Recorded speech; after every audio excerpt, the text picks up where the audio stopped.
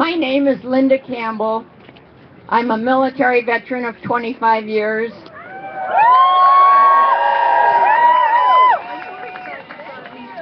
I know that the spirit of my spouse, Nancy, is smiling here with us today. Nancy and I were together for 17 years, domestically partnered twice, tried to marry 3 times, once in San Francisco, once in Portland, Oregon, once right here in Washington, D.C. We finally were able to marry in Canada. Woo! For 12 years, Nancy suffered with metastatic cancer and the side effects of frequent chemotherapy treatments. She died this last December. Last month, Nancy and I became the first lesbian or gay couple ever to receive approval to be buried together in one of our nation's national cemeteries.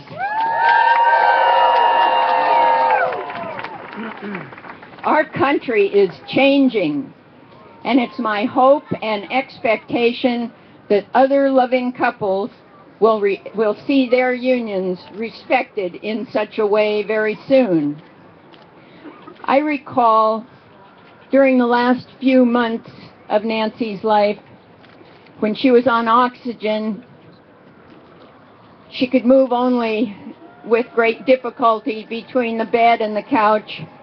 And she said to me, "Linda, some people would look at me and they would say, 'Why do you continue this struggle? You have no quality of life.'" She said, "When I was younger, I might have said the same thing, seeing somebody like me. But when your circumstances change, your perspective changes too." She said, "My quality of life is looking at you. My quality of life is sharing our memories together. It's living in the home that we created together. That's my quality of life, and that's worth fighting for." Woo!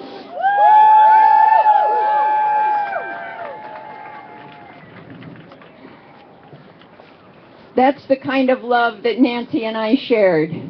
We shared hopes and dreams and healthcare struggles.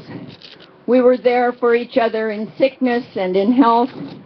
We tried very, very hard to grow old together. We were together for 17 years until death did us part. We had the kind of marriage that most people dream of.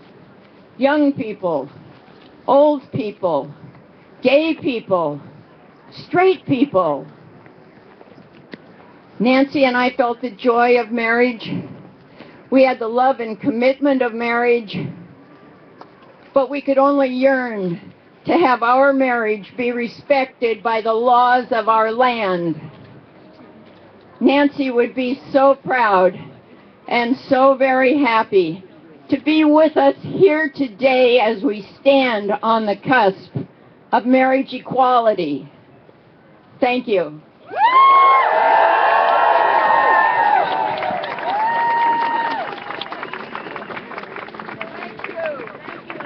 Oh my goodness, thank you so much. And now it is my great pleasure to introduce a great friend of our community, a strong ally, Mary Kay Henry, International President of Service Employees International Union, SEIU.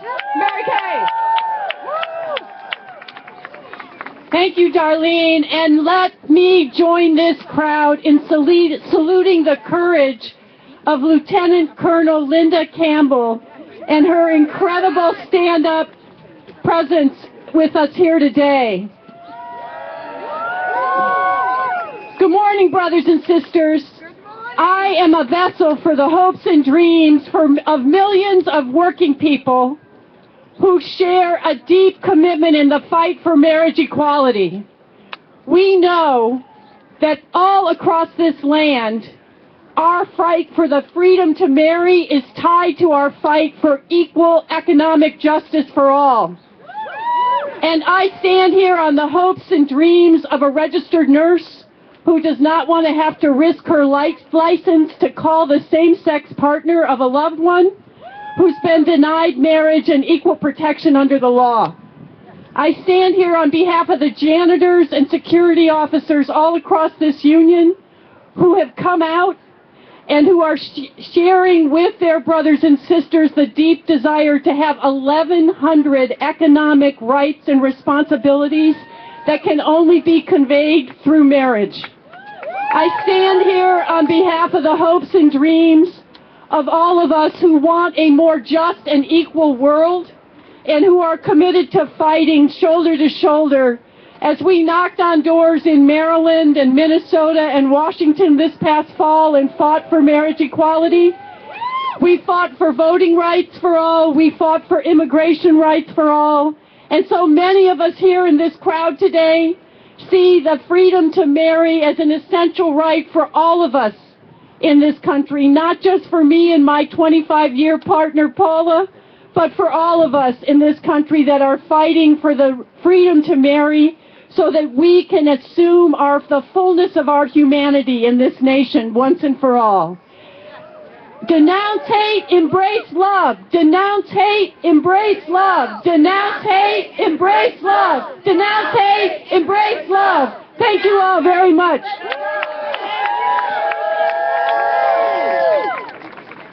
I would be off message if I took a minute to mention all that Mary Kay Henry is doing for this movement. So let me just pause and say thank you to Mary Kay Henry and thank you to SEIU. Let me now bring up someone who needs no introduction to many of you, Brad Braxton, the senior pastor from the Open Church, one of those incredible leaders of faith that I mentioned earlier. Brad, come on up.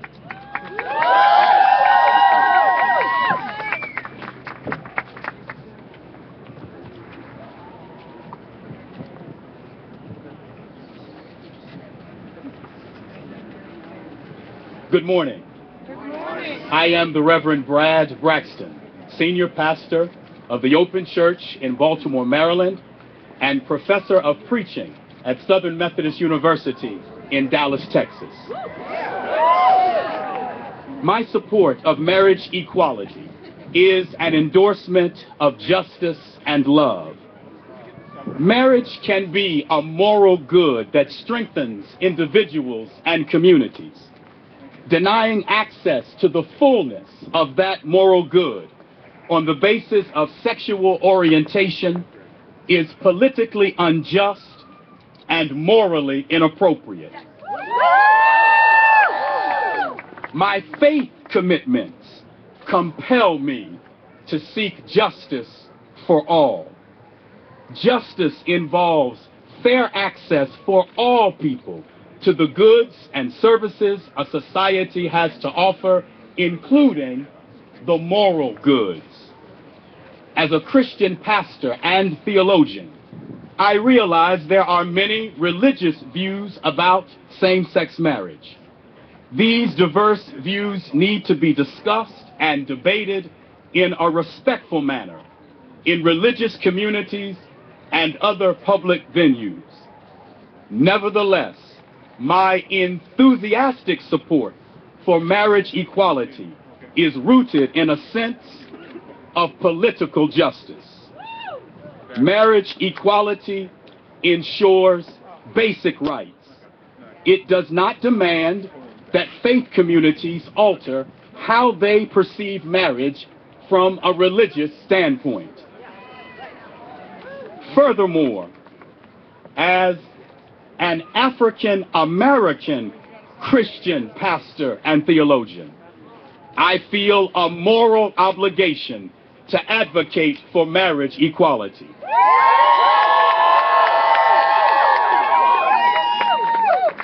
In this country's history, African Americans were once denied the right to marry and form families. As a descendant of people who were denied these rights, why would I want to deny lesbian, gay, bisexual, and transgender persons these rights. Finally, marriage equality is a celebration of love. In light of the hatred and hostility in our world, we should celebrate and protect the right of two consenting adults to unite in love to form a family. Surely relationships rooted in love, irrespective of one's sexual orientation, strengthen the body politic and enhance the common good. If we genuinely want liberty and justice for all, then it is crucial for marriage equality to be a constitutional right.